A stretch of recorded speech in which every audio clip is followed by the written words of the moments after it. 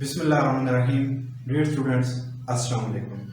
अभी हम फाइंड करेंगे rotational inertia of A solid sphere about its diameter, और उसके बाद हम फाइंड करेंगे rotational inertia of A solid sphere about its centre.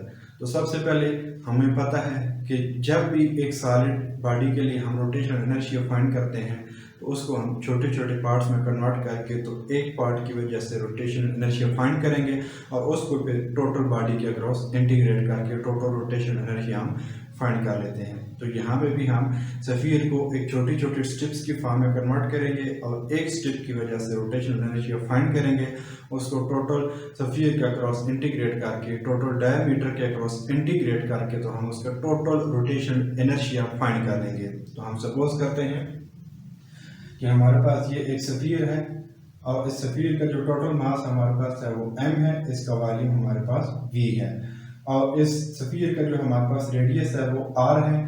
इधर हमारे पास x एक्सिस, इधर माइनस x एक्सिस, और a से b तक इसका डायमीटर है, और ये हमारे पास z एक्सिस है।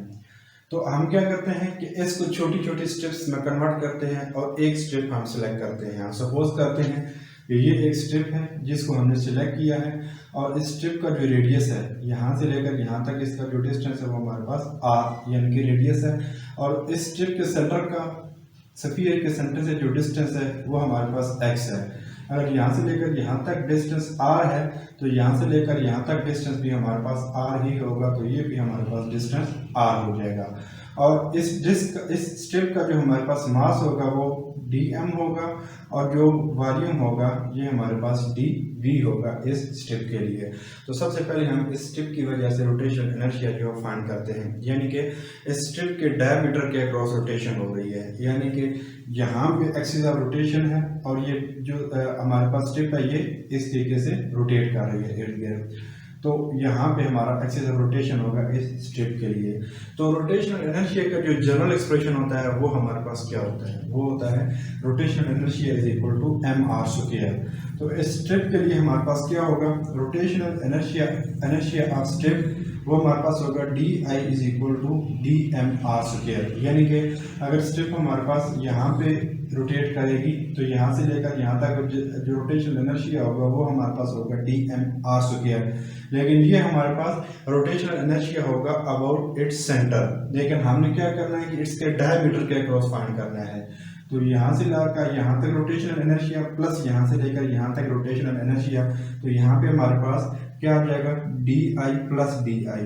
ये D I plus D I रखा तो यहाँ से लेकर यहाँ तक, फिर यहाँ से लेकर यहाँ तक, तो यहाँ से लेकर यहाँ तक इसका डायमीटर बन जाएगा। तो ये D I plus D I is equal to D M R square, इस रोटेशनल इनर्शिया ऑफ स्ट्रिप बन जाएगा इसके डायमीटर के अक्रॉस। तो यहाँ से D I plus D I two D I, जो कि टू उधर डिवाइड होके तो D I is equal to 1/2 D M R square बन जाएगा। तो हम इसको इक्वेशन नंबर 1 का नाम दे देते हैं। अब हमने क्या करना है कि हमने डी एम फाइंड करना है। तो सिंपल वही वाला हम टेक्निक यूज करेंगे कि पहले हम जो वॉल्यूम मास डेंसिटी है वो स्ट्रिप के लिए फाइंड करेंगे। तो वॉल्यूम मास डेंसिटी क्या होती है कि मास पर यूनिट वॉल्यूम, इसका मास हमारे पास dm है, वॉल्यूम dv है। तो volume mass density of strip is rho is equal to dm over dv। ये स्ट्रिप के लिए वॉल्यूम पता चल जाएगा, वॉल्यूम मास डेंसिटी।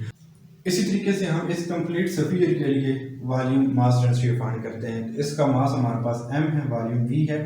तो volume mass density of sphere is rho is equal to m over v। ये हमारे पास volume mass density आ जाएगी इस पूरी यानी कि सॉलिड स्फीयर के लिए। क्योंकि सॉलिड स्फीयर है तो मास यूनिफॉर्मली डिस्ट्रीब्यूटेड होगा, तो ये स्ट्रिप के लिए वॉल्यूम मास डेंसिटी और डिस्क के लिए वॉल्यूम मास डेंसिटी दोनों सेम ही होंगी, एक दूसरे के बराबर आएंगी in case of just uniform mass distribution. तो हमारे पास D M over D V is equal to M over V होगा। तो since mass is uniformly distributed so D M over D V is equal to M over V. हमने D M की value find करके यहाँ पे put करनी है, तो इस वजह से डी वी को इधर ले जाए तो D M is equal to D V over V into M. D V क्या है, डी वी हमारे पास वॉल्यूम ऑफ स्ट्रिप है, तो वी क्या है वॉल्यूम ऑफ स्फीयर, और एम तो मास ऑफ स्फीयर है हमारे पास। तो वॉल्यूम ऑफ स्ट्रिप हम कैसे फाइंड करें, तो ये देखा जाए तो ये स्ट्रिप हमारे पास एक सर्कल की फॉर्म में है, ठीक है। और इसकी जो हमारे पास यहाँ पे इसकी थिकनेस भी होगी जिसको हम डी एक्स का नाम देंगे, डी एक्स। अगर हम इस सर्कल के एरिया को इस थिकनेस से मल्टीप्लाई कर दें तो हमारे पास टोटल वॉल्यूम आ जाएगा स्ट्रिप के लिए।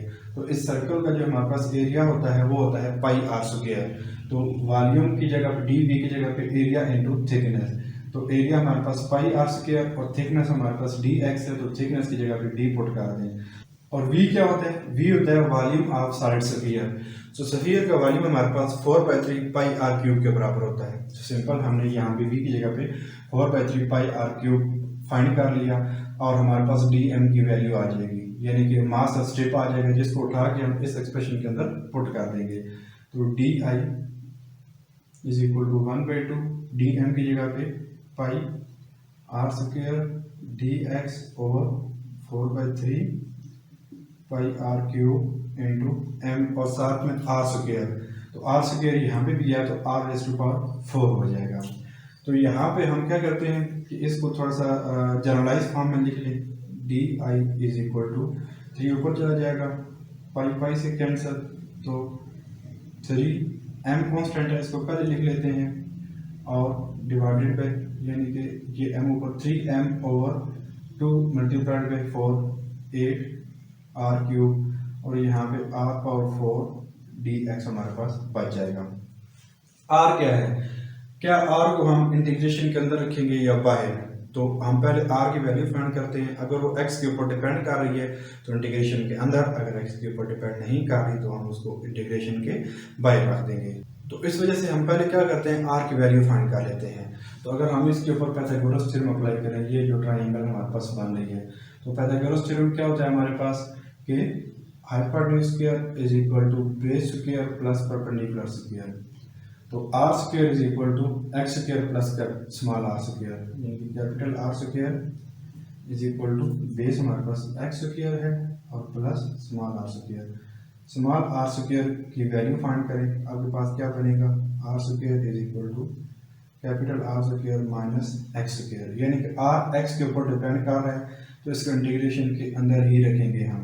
तो यहाँ पे आर पावर 4 की वैल्यू चाहिए, तो यहाँ पे हम स्क्वायर ले लेते हैं इस साइड पे भी और इस साइड पे भी। तो स्क्वायर ओपन करें तो यहाँ पे R raise to power 4 is equal to R power 4 plus X power 4 minus 2 are square x square. Quadratic formula हमने ओपन कर दिया।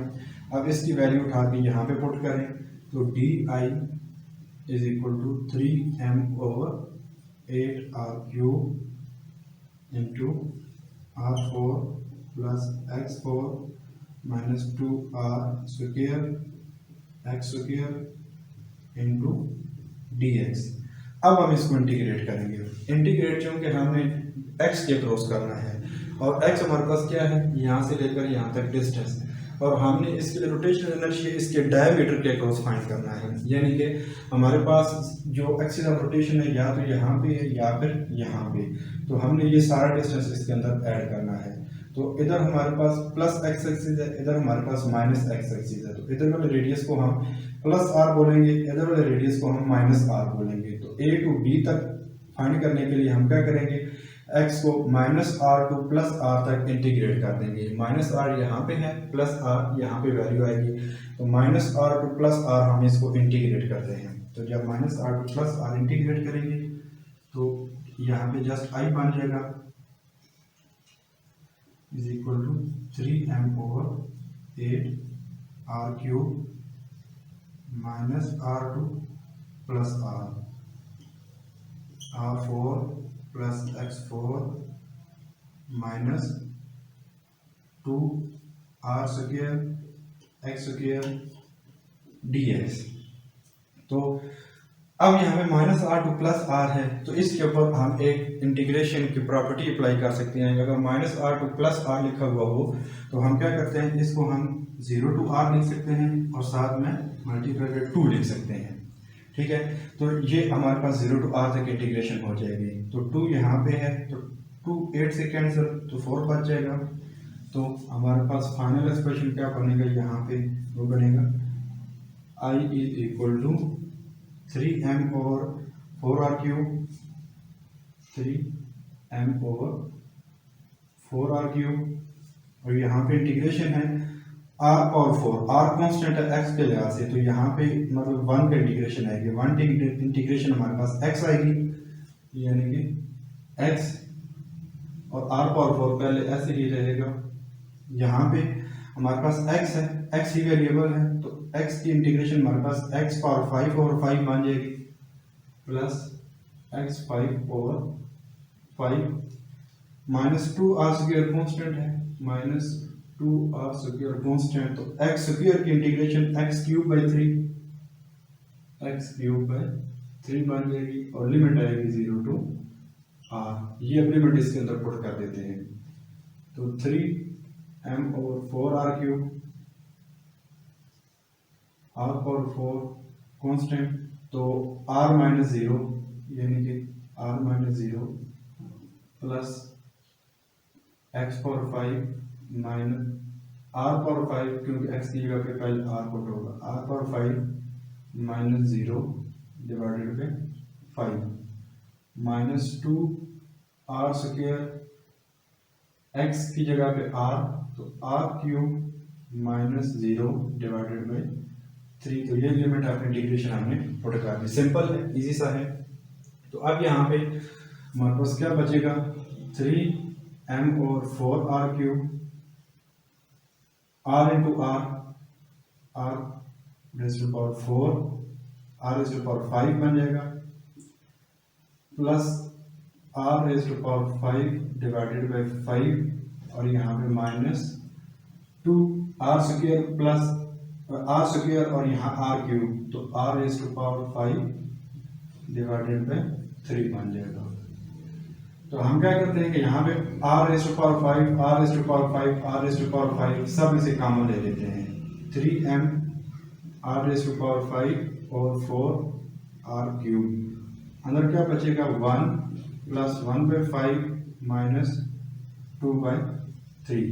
इस सब का अगर आप एलसीएम लें तो बनता है 8/15, तो 8/15 अगर बन जाए तो 3mr raise to power 5 divided by 4r³ multiplied by 8/15, तो यहाँ से ये इससे कैंसिल 5, ये इससे कैंसिल तो 2, r³ 5 से कैंसिल तो 2, तो क्या बचेगा m r² यहाँ ऊपर 2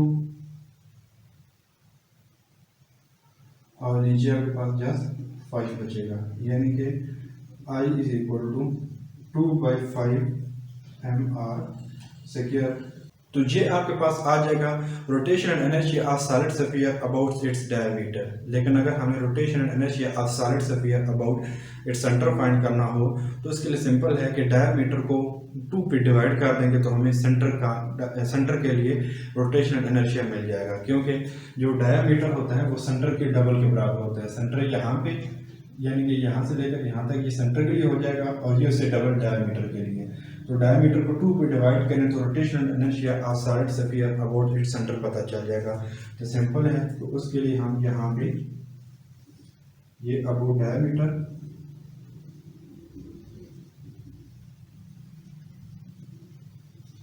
और ये अबाउट सेंटर,